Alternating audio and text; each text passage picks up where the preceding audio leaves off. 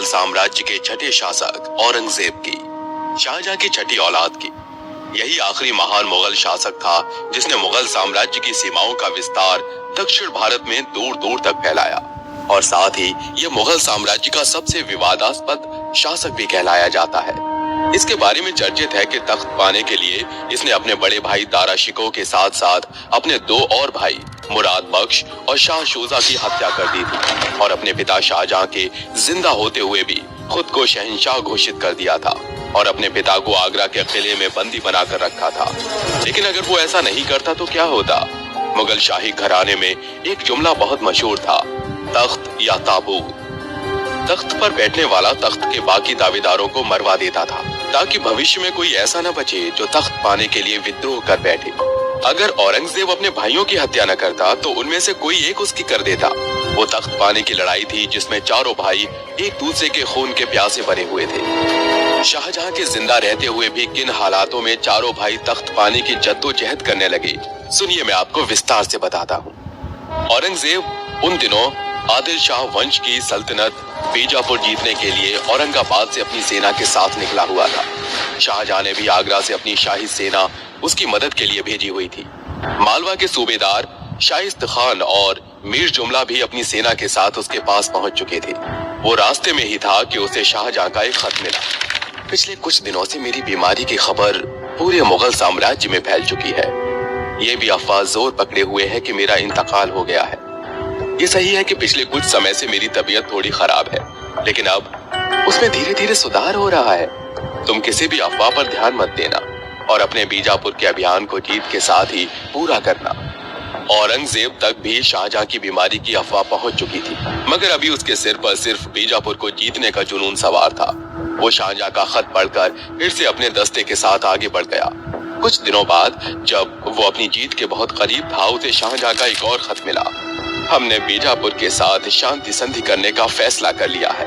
तुम बीजापुर से जल्द अपनी घेराबंदी उठा लो और शाही सेना को भी वापस भेजने का इंतजाम करो। औरंगजेब को शाहजहां का यह फैसला पसंद नहीं आया, लेकिन वो उसका हुक्म भी नहीं टाल सकता था। वो अपनी मर्जी न होते हुए भी पीछे हटने की तैयारी करने लगा, और वो इसी बीच अपने छोटे भाई मुराद बख्श के साथ शाहजहां की बीमारी को लेकर पत्र व्यवहार करने लगा। जब वो औरंगाबाद पहुंचा तो एक खबरी ने उसे एक बहुत ही महत्वपूर्ण खबर दी। हुजूर, बादशाह सलामत शाहजहां की तबीयत अभी भी पूरी तरह से ठीक नहीं है, लेकिन उनकी तरफ से तो सारे फैसले दारा शिकोह ही ले लेते हैं। बीजापुर से संधि करने के लिए भी उन्होंने ही बादशाह को मनाया।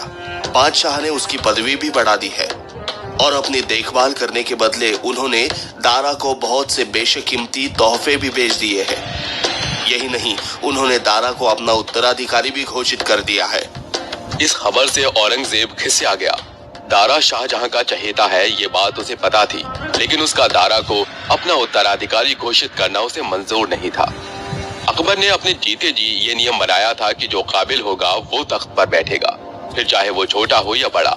उसे ये बात चोट पहुंचा रही थी कि शाहजहां ने उसे खुद को तख्त के काबिल साबित करने का एक मौका भी नहीं दिया। उसने मन ही मन दारा से जंग लड़ने का फैसला कर लिया। वो दारा की किसी भी चाल को कामयाब नहीं होने देना चाहता था।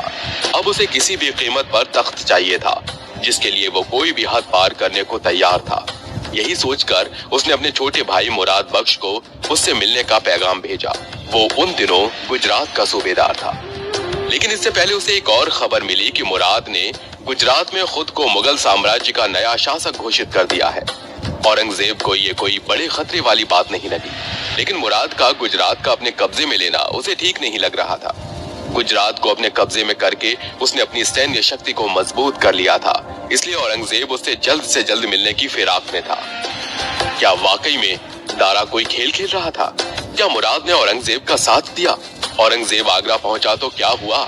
कैसे उसने अपने सभी भाइयों को हराकर तख्त हासिल किया? और क्या थी उसके जन्म और उसके बाद की कहानी?